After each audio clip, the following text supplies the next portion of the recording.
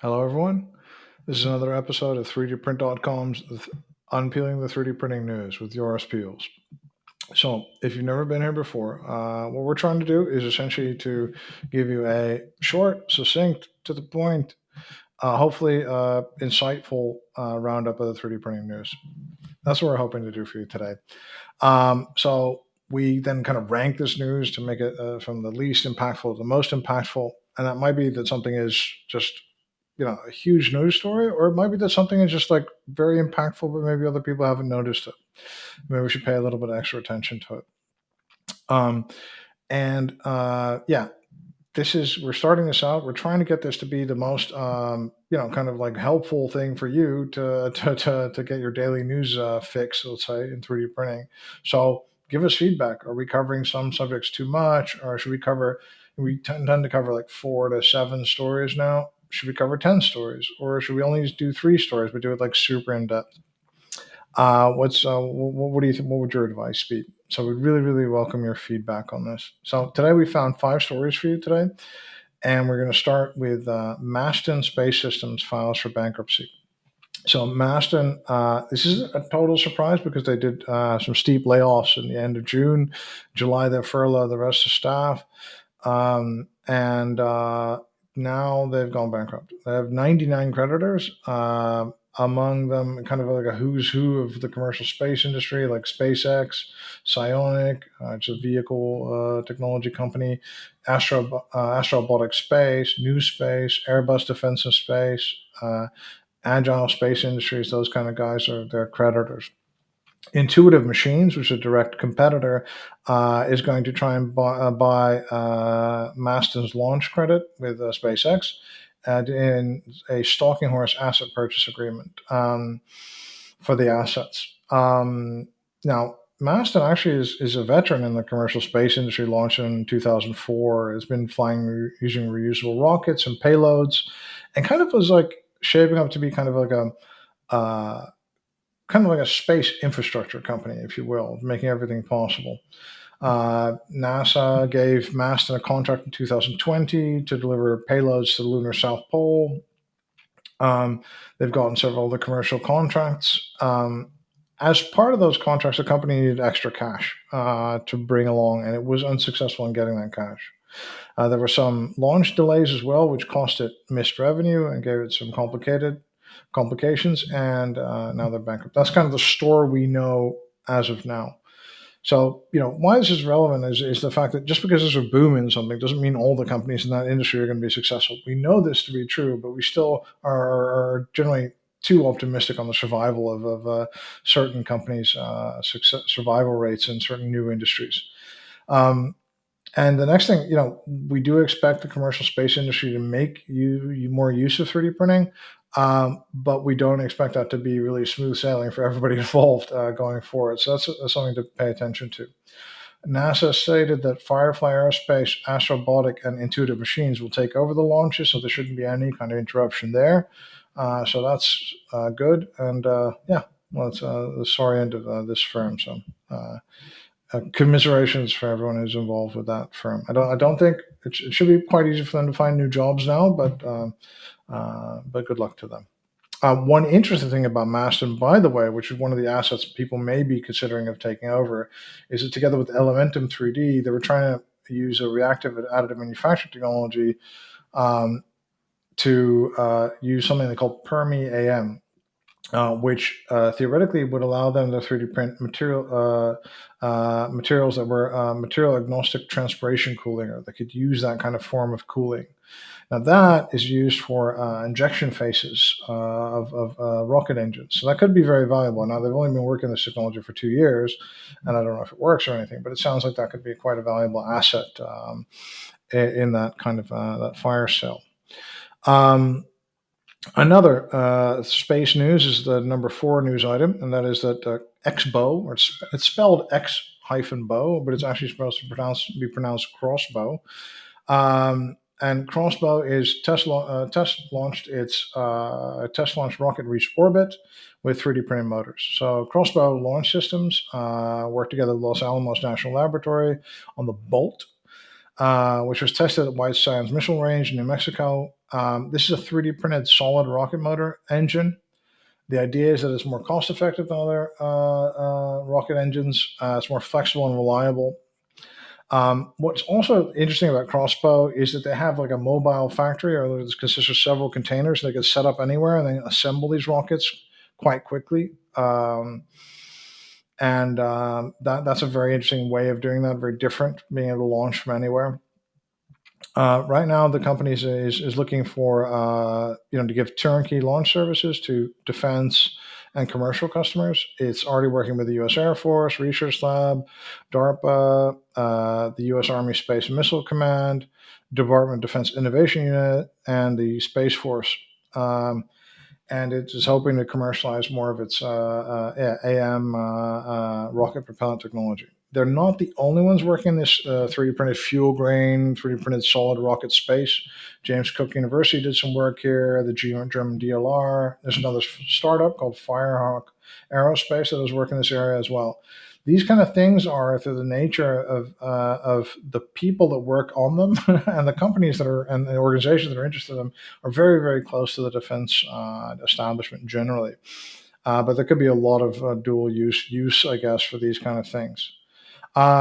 Number three, the University of Massachusetts and Georgia Tech researchers work on a high entropy alloy. This news comes from Science Daily and Nature, like the science publication Nature. By the way, the first two stories were from 3dprint.com. This story is about Wen Chen, who's an assistant professor of mechanical industrial engineering at UMass, and Ting Zhu, who's a professor of mechanical engineering at Georgia Tech. Their paper in Nature, they disclose that they have a 3D printed dual phase nanostructured high entropy alloy that exceeds the strength and ductility of other state of the art additive manufactured materials, which could lead to higher performance components for applications in aerospace, medicine, energy, and transportation. So, what the novel thing here is that it's not only ultra high strength, but it's also enhanced ductility. When they compared it to castings, we got almost triple the strength, and not only didn't it lose ductility, it actually increased it simultaneously. So this is really interesting. They're manipulating the nanostructure. They're manipulating the type of way we create materials. Similar work is not only being done on other high entropy alloys, but also ODS kind of materials. And this is really very timely because we see a need for a new class of materials, specifically for hypersonics. Most of the materials, the Inconels and things, were developed in the '60s and sometimes the '50s, sometimes the '80s, and these are the materials we're working for. So there really needs to be a materials revolution for hypersonics and the new space things and the new engines as well, just to make sense. So, not your granddad's material. It's a very welcome announcement. The second thing, news story, is closed loop control of direct ink writing via reinforcement learning. This is a paper that we found in medical design outsourcing, or what's actually a presentation, I think, for SIGGRAPH. We found it in medical design outsourcing. It's done by Wojciech Matsusik and a bunch of other people. He's from the MIT Computational Design and Fabrication Group at CSAIL at MIT. What they've done is essentially they take two cameras, and these cameras evaluate the thickness of the material as it's being deposited, and then process the feed rate and the direction, and they change these parameters and they learn about these parameters. So they have the machine learning system, let's say, that kind of identifies these errors and tries to correct them. Now, what they've done that's really interesting is that they're not only learning from the live printing, right? Trying to create a closed loop system, but they're learning from the simulations. So that the simulations will allow them to learn faster and then be able to print better faster. So that's really interesting. Mike Foshi, who's a co-lead author, said we were able to design control policies that could control for different types of materials on the fly. So if you had a manufacturing process out in the field and you wanted to change the material, you wouldn't have to revalidate the manufacturing process. You could just load the new material and the controller would automatically adjust. This as well makes this very applicable to a lot of technologies. Now, this work or similar work to this is going to have a huge impact on 3D printing. We are right now in a kind of like fire and forget 3D printer kind of time period. And that has to end. We need to know what we're doing, and we need to be able to correct errors. Other companies are working on this. AI Build is working on this, has been for a couple of years. Mark Forged. In an interesting way, not in an AI way, but there's a company called Qualup, which is a high temperature 3D printer manufacturer from France. And what they're doing is they're doing a system that takes a cross section of filament every second, measures this, and then adjusts the feed rate and the temperature accordingly to adjust for the differences in filament thickness and also the mass of the material. So there are other people working on similar things, and I really think that this should have happened before, really, if we're thinking about it. So, what is the number one news item for today? That another story from 3dprint.com. That is Zeiss invests in Precise Bio for bioprinted corneal implants. Precise Bio has inked a deal with Carl Zeiss MedTech. The idea is to commercialize 3D printed bioprinted corneal tissue for cornea implants. So far, Precise Bio has raised over $24 million and has collaborated with Zeiss before in 2020 on lens implants for the keratoconus corneal disease. Right now, Zeiss is feeling comfortable with these guys, comfortable enough to make an equity investment and a commercial agreement. So Zeiss is going to lead the Series B round, fund some future milestones in the development of these products, and once they're ready, Zeiss will hold the exclusive worldwide rights to commercialize the two products. This seems like an equitable deal. It allows Precise Bio to not sell itself too early in the process, maybe commercialize other cures, other products with the same technology, and it seems like a really advantageous thing to Zeiss as well. Ewan S. Thompson, president of Ophthalmic Device and head of digital business unit for Zeiss, said the investment in Precise Bio is expected to complement our leading portfolio of cataract and corneal refractive workflow solutions. The technology has a potential to advance treatment of options for corneal disease as well as for elective procedures, further enabling optimization of patient care. Now, of course, the elective procedure would be a huge upside for Zeiss and Precise Bio, but if we're only looking at the corneal procedures, there's over 185,000 corneal transplants a year. But things like Fuchs disease, which affects, which could lead to very serious, need you or require you to have a corneal implant, affects something like 4% of everyone over 40. So that's quite a very serious, very large group of patients that may need that care going forward. We expect that group, of course, to grow as people grow older, longer. More people grow older, longer.